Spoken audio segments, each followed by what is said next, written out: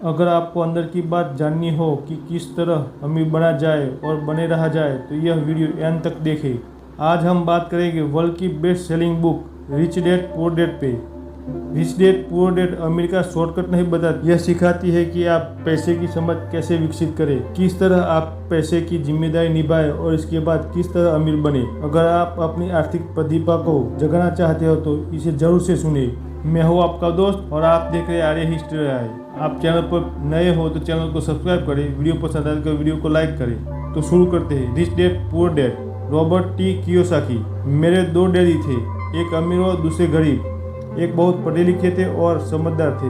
वो पीएचडी थे और उन्होंने अपने 4 साल के अंडर ग्रेजुएट कार्य को 2 साल में ही खत्म कर लिया। उसके बाद वे आगे पढ़ने के लिए Stanford university, university of Chicago और नॉर्थ वेस्टर्न यूनिवर्सिटी गए और यह सब उन्होंने पूरी तरह से स्कॉलरशिप के सहारे ही किया। मेरे दूसरे डैडी 8वीं से आगे नहीं पढ़े थे। दोनों ही अपने करियर में सफल थे। दोनों ने जिंदगी पर कड़ी मेहनत की थी। दोनों ने ही काफ़ी पैसा कमाया, परंतु उनमें से एक पूरी जिंदगी पैसे के लिए परेशान होता रहा, दूसरा हवाई के सबसे अमीर व्यक्तियों में से एक बन गया। एक के मरने के बाद उसके परिवार, चर्च और जरूरतमंदों को करोड़ों की संपत्ति मिली। दूसरा अपने पीछे कर्ज छोड़कर मरा। मेरे दोनों डैडी इरादे के पक्के, चमत्कारी और प्रभावशाली थे। दोनों ने मुझे सलाह दी, परंतु उनकी सलाह एक सी नहीं थी। दोनों ही शिक्षा पर बहुत जोर देते थे, परंतु उनके द्वारा सुझाए गए पढ़ाई के विषय अलग अलग थे। समस्या यह थी कि अमीर डैडी अभी अमीर नहीं थे और गरीब डैडी अभी गरीब नहीं थे। दोनों ही अपने करियर शुरू कर रहे थे और दोनों ही दौलत और परिवार के लिए मेहनत कर रहे थे, परंतु पैसे के बारे में दोनों के विचार और नजरिए एकदम अलग थे। उदाहरण के तौर पर एक डैडी कहते थे पैसे का मोह ही सभी बुराइयों की जड़ है, जबकि दूसरे डैडी कहा करते थे पैसे की कमी ही सभी बुराइयों की जड़ है। धन दौलत का विषय स्कूल में नहीं बल्कि घर पर पढ़ाया जाता है। शायद इसलिए अमीर लोग और ज्यादा अमीर हो जाते हैं, जबकि गरीब और ज्यादा गरीब होते हैं और मध्यम वर्ग कर्ज में डूबा रहता है। हम में से ज्यादातर लोग पैसे के बारे में अपने माता पिता से सीखते हैं। कोई गरीब पिता अपने बच्चों को पैसे के बारे में क्या सिखा सकता है? वह सिर्फ इतना ही कह सकता है, स्कूल जाओ और मेहनत से पढ़ो। हो सकता है कि वह बच्चा अच्छे नंबर से कॉलेज की पढ़ाई पूरी कर ले, फिर भी पैसे के मामले में उनकी मानसिकता और उनकी सोचने का ढंग एक गरीब आदमी जैसा ही बना रहेगा। यह सब उसने तब सीखा जब वह छोटा बच्चा था। धन का विषय स्कूल में नहीं पढ़ाया जाता। स्कूल में शैक्षणिक और व्यावहारिक निपुणताओं पर जोर दिया जाता है, न कि धन संबंधी निपुणताओं पर। इससे यह साफ हो जाता है कि जिस स्मार्ट बैंकर्स, डॉक्टर्स और अकाउंटेंट्स के स्कूल में अच्छे नंबर आते थे, वे जिंदगी भर पैसे के लिए संघर्ष क्यों करते हैं? क्योंकि मेरे पास 2 प्रभावशाली डैडी थे, इसलिए मैंने दोनों से ही शिक्षा ली। मुझे दोनों की सलाह पर सोचना पड़ता था। इस तरह से सोचते सोचते मैंने यह भी जान लिया कि किसी व्यक्ति के विचार उनकी जिंदगी पर कितना जबरदस्त प्रभाव डाल सकते हैं। उदाहरण के तौर पर एक डैडी को यह कहने की आदत थी, मैं इसे नहीं खरीद सकता। दूसरे डैडी इन शब्दों के इस्तेमाल से चिढ़ते थे। वे जोर देकर कहा करते थे कि मुझे इसके बजाय यह कहना चाहिए, मैं इसे कैसे खरीद सकता हूँ। पहला वाक्य नकारात्मक है और दूसरा प्रश्नवाचक। एक में बात खत्म हो जाती है और दूसरे में आप सोचने के लिए मजबूर हो जाते हैं। हालांकि दोनों ही डैडी अपने काम में कड़ी मेहनत करते थे, परंतु मैंने देखा कि पैसे के मामले में एक डैडी की आदत यह थी कि वे अपने दिमाग को सुला देते थे और दूसरे डैडी अपने दिमाग को लगातार कसरत करवाते रहते थे। इसका परिणाम यह हुआ कि एक डैडी आर्थिक रूप से बहुत अमीर होते चले गए, जबकि दूसरे डैडी लगातार कमजोर होते गए। इसे इस तरह से समझे कि एक व्यक्ति हर रोज कसरत करने के लिए जिम जाता है, जबकि दूसरा व्यक्ति अपने सोफे पर बैठकर टीवी देखता है। शरीर की सही कसरत से आप ज़्यादा तंदुरुस्त हो सकते हैं और दिमाग की सही कसरत से आप ज़्यादा अमीर हो सकते हैं। आलस्य से स्वास्थ्य और धन दोनों का नुकसान होता है। मेरे दोनों डैडियों की विचारधारा में जमीन आसमान का अंतर था। एक डैडी की सोच थी कि अमीरों को ज़्यादा टैक्स देना चाहिए ताकि बेचारे गरीब को ज़्यादा फायदा मिल सके, जबकि दूसरे डैडी कहते थे टैक्स इन लोगों को सजा देता है जो उत्पादन करता है और उन लोगों को इनाम देता है जो उत्पादन नहीं करते। एक डैडी सिखाते थे मेहनत से पढ़ो ताकि तुम्हें किसी अच्छी कंपनी में नौकरी मिल जाए, जबकि दूसरे डैडी की सीख यह थी कि मेहनत से पढ़ो ताकि तुम्हें किसी अच्छी कंपनी को खरीदने का मौका मिल जाए। एक डैडी कहते थे मैं इसलिए अमीर नहीं हूँ क्योंकि मुझे बाल बच्चों को पालना पड़ता है। दूसरे डैडी कहते थे मुझे इसलिए अमीर बनना है क्योंकि मुझे बाल बच्चों को पालना है। एक डैडी डिनर की टेबल पर पैसे और बिजनेस के बारे में बात करने के लिए हमेशा प्रोत्साहित करते थे। दूसरे डैडी भोजन करते समय पैसे की बात करने के लिए मना करते थे। एक का कहना था, जहाँ पैसों का सवाल हो सुरक्षित कदम उठाओ, खतरा मत उठाओ। दूसरे का कहना था, खतरों का सामना करना सीखो।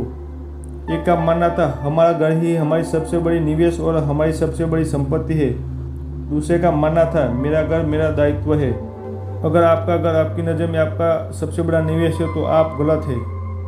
एक डैडी का यह मानना था कि कंपनी या सरकार को आपका ध्यान रखना चाहिए और आपकी ज़रूरत को पूरा करना चाहिए।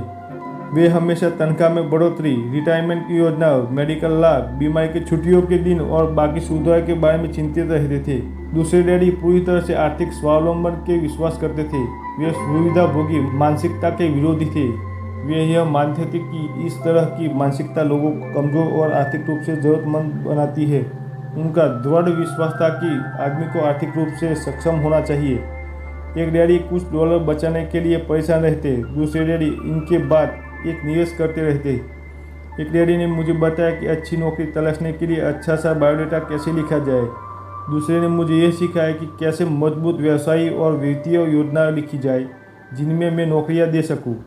दो प्रभावशाली डैडियों के साथ रहने के कारण मुझे यह विश्लेषण करने का मौका मिला कि उनके विचारों का उनके जीवन पर कितना प्रभाव हो सकता है। मैंने पाया कि दरअसल लोग अपने विचारों से ही अपने जीवन को दिशा दे सकते हैं। उदाहरण के तौर पर मेरे गरीब डैडी हमेशा कहा करते थे, मैं कभी अमीर नहीं बन पाऊंगा, और उनकी यह भविष्यवाणी सही साबित हुई। दूसरी तरफ मेरे अमीर डैडी हमेशा खुद को अमीर समझते थे। वे इस तरह की बातें करते थे, मैं अमीर हूँ और अमीर लोग ऐसा ही करते हैं। एक बड़े आर्थिक झटके के बाद जब वे दिवालियापन की कगार पर थे तब भी वे खुद को अमीर ही आदमी मानते थे। वे अपने समर्थन में यह कहते थे, गरीब होने और पैसा न होने में फर्क होता है। पैसा पास में न होना अस्थायी होता है जबकि गरीबी स्थायी होती है। मेरे गरीब डैडी यह भी कहते थे, मेरी पैसे में कोई रुचि नहीं है या पैसा महत्वपूर्ण नहीं है। मेरे अमीर डैडी हमेशा कहते थे, पैसे में बहुत ताकत है। हो सकता है कि हमारे विचारों की ताकत को कभी भी मापा ना जा सके या फिर उन्हें पूरी तरह से समझा ना जा सके। फिर भी बचपन में ही मैं यह समझ गया था कि हमें अपने विचारों पर ध्यान देना चाहिए और अपनी अभिव्यक्ति पर भी। मैंने देखा कि मेरे गरीब डैडी इसलिए गरीब नहीं थे क्योंकि वे कम कमाते थे, बल्कि इसलिए गरीब थे क्योंकि उनके विचार और काम करने की तरफ थे। दो डैडी होने के कारण बचपन से ही मैं इस बारे में बहुत सावधान हो चला था कि मैं किस तरह की विचारधारा अपनाऊं, मैं किसकी बात मानूं, अपने अमीर डैडी की या अपने गरीब डैडी की।